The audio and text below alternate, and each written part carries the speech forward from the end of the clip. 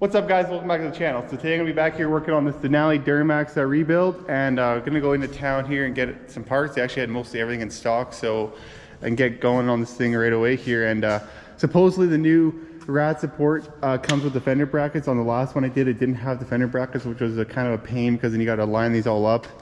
So hopefully it all comes together, and that'll make it way easier for changing this around rad support. And then pretty much just got to straighten this one out a little bit.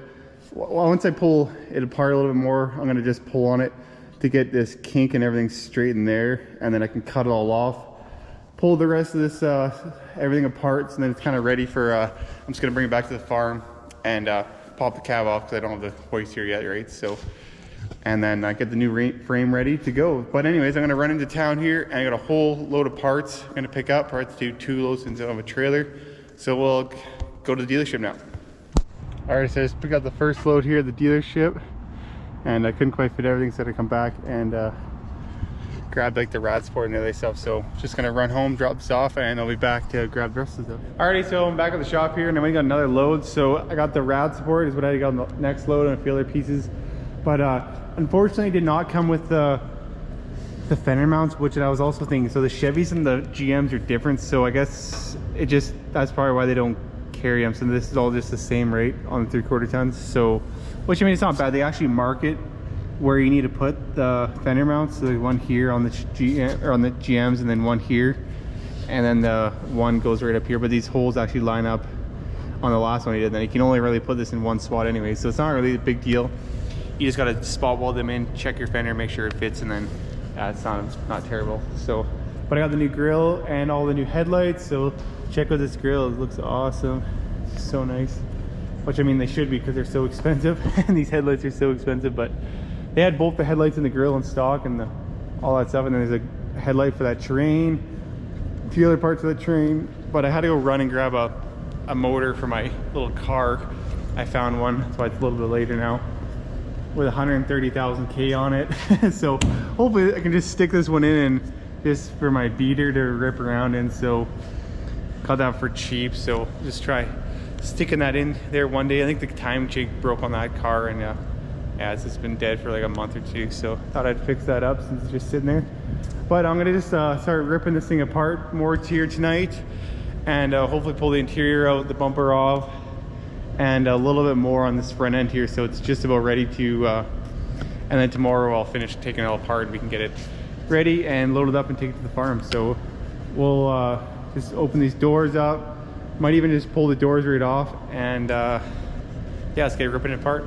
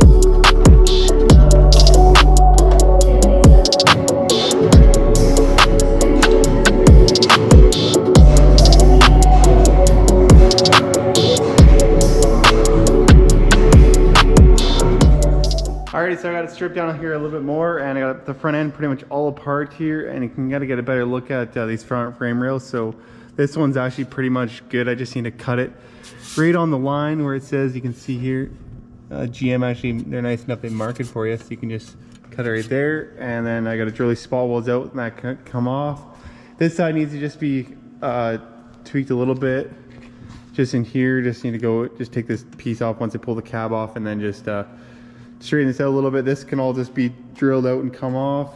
And then I pulled the headliner out and everything, and can get a better look at the roof here. So it's not bad.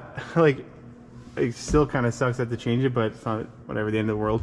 So it did push this back piece in just or the back brace, I guess you'd call it, in just a little bit. I guess I could replace it. I'm sure you can maybe straighten. I don't know. I have a spare cab. I could probably just take it out with the roof skin, and then this bar or this one maybe got tweaked, and this one's okay, and same with the front is actually all okay.